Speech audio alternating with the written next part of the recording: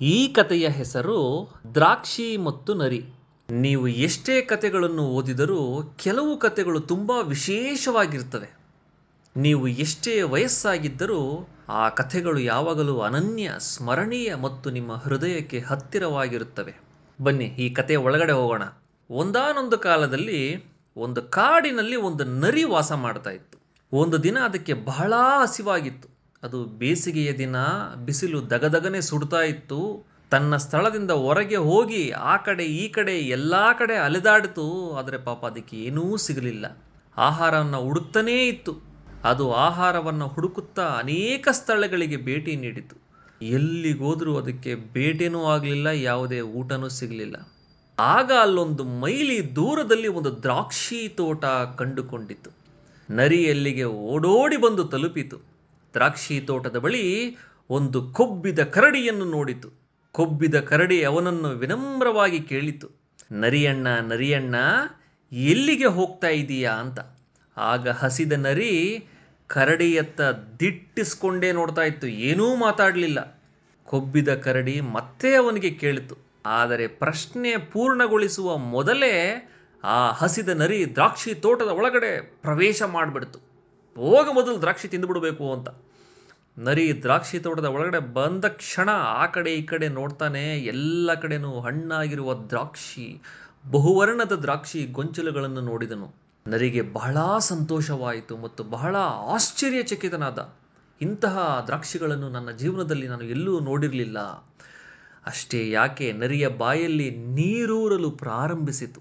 ನರಿ ಒಂದೇ ಬಾರಿಗೆ ಎಲ್ಲವನ್ನೂ ತಿಂದುಬಿಡಬೇಕು ಅಂತ ಆಲೋಚನೆ ಮಾಡಿತು. ಆಗ ನರಿ ದ್ರಾಕ್ಷಿ ಗೊನೆಯನ್ನು ಹಿಡಿಯಲು ಪ್ರಯತ್ನಿಸಿತು. ಆದರೆ ಅವನಿಗೆ ಅದು ಸಿಗಲಿಲ್ಲ. ಒಂದೇ ಒಂದು ಗೊಂಚಲು ಕೂಡ ಸಿಗಲಿಲ್ಲ. ಅವನು ಯಾವುದೇ ಕೊಂಬೆಯ ಹತ್ತಿರವೂ ಹೋಗಲಿಲ್ಲ. ನರಿಗೆ ದ್ರಾಕ್ಷಿಯ ಕೊಂಬೆಯು ಎಟುಕುತ್ತಿರಲಿಲ್ಲ. ನರಿ ದೂರದಿಂದ ಓಡಿ ಬಂದು ಮತ್ತೆ ಮತ್ತೆ ಎತ್ತರಕ್ಕೆ ಹಾರಿತು. ಆದರೆ ಎಲ್ಲ ಸಮಯದಲ್ಲೂ ದ್ರಾಕ್ಷಿಯನ್ನು ಹಿಡಿಯಲು ವಿಫಲವಾಯಿತು. ದ್ರಾಕ್ಷಿಗಳು ಅವನ ಕೈಗೆಟುಕದಿರುವಷ್ಟು ದೂರದಲ್ಲಿದ್ದ ಕಾರಣ ಅವನ ಎಲ್ಲ ಪ್ರಯತ್ನಗಳು ವ್ಯರ್ಥವಾಯಿತು. ಪಾಪ ನರಿಗೆ ಬಹಳ ಬೇಸರವಾಯಿತು. ನರಿಯು ದ್ರಾಕ್ಷಿ ತೋಟದಿಂದ ಹೊರಗೆ ಬರುತ್ತಿದ್ದಂತೆಯೇ ಅವನಿಗೆ ಮತ್ತೆ ಆ ಕೊಬ್ಬಿದ ಕರಡಿ ಕೇಳಿತು, ಏನಪ್ಪ ನರಿಯಣ್ಣ, ನೀವು ದ್ರಾಕ್ಷಿಯನ್ನು ತಿಂದಿದ್ದೀರಾ ಅಂತ. ಅದಕ್ಕೆ ನರಿಯು ಉತ್ತರ ಹೀಗೆ ಹೇಳಿತು, ದ್ರಾಕ್ಷಿಗಳು ತುಂಬ ಹುಳಿಯಾಗಿದ್ದವು. ನಾನು ಅವುಗಳನ್ನು ತಿಂದರೆ ನಾನು ಅಸ್ವಸ್ಥನಾಗಬಹುದು, ನನಗೆ ಕೆಮ್ಮು ಬರಬಹುದು, ನನ್ನ ಆರೋಗ್ಯ ಹದಗೆಡಬಹುದು. ಆದ್ದರಿಂದ ನಾನು ತಿನ್ನಲಿಲ್ಲ. ಅವು ಹಣ್ಣಾಗಲಿ, ಈಗ ದ್ರಾಕ್ಷಿಗಳು ತುಂಬ ಹುಳಿಯಾಗಿದ್ದಾವೆ ಎಂದು ಹೇಳಿತು. ನಂತರ ನರಿಯು ಬೇಸರದಿಂದ ಹೊರಟು ಹೋಯಿತು. ಈ ಕಥೆಯ ನೀತಿ ಏನಪ್ಪ ಅಂದರೆ, ನಮ್ಮ ಅಸಾಮರ್ಥ್ಯಗಳನ್ನು ನಾವು ಒಪ್ಪಿಕೊಳ್ಳಬೇಕು.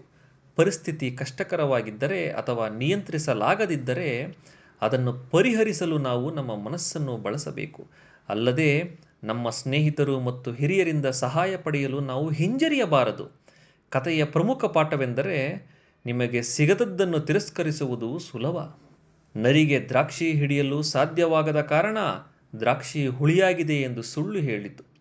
ಕೆಲವು ತಂತ್ರಗಳನ್ನು ಬಳಸಿದರೆ ಅಥವಾ ಯಾರನ್ನಾದರೂ ಸಹಾಯ ಕೇಳಿದಿದ್ದರೆ ದ್ರಾಕ್ಷಿಯನ್ನು ಹಿಡಿಯಬಹುದಿತ್ತು.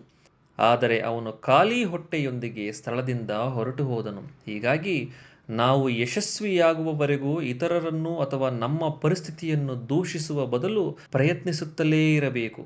ಪ್ರಯತ್ನ ಪಟ್ಟರೆ ಎಂಥ ಕಷ್ಟಕರವಾದದ್ದು ಸಿಕ್ಕೇ ಸಿಗುತ್ತದೆ. ಈ ಕಥೆಯು ನಿಮಗೆ ಇಷ್ಟವಾಗಿದ್ದರೆ ಚಾನಲನ್ನು ಸಬ್ಸ್ಕ್ರೈಬ್ ಮಾಡಿ, ಲೈಕ್ ಮಾಡಿ, ಕಮೆಂಟ್ ಮಾಡಿ ಹಾಗೂ ಶೇರ್ ಮಾಡಿ. ಇನ್ನಿತರ ಕಥೆಗಳನ್ನು ಅಪ್ಲೋಡ್ ಮಾಡುವೆ. ಧನ್ಯವಾದಗಳು.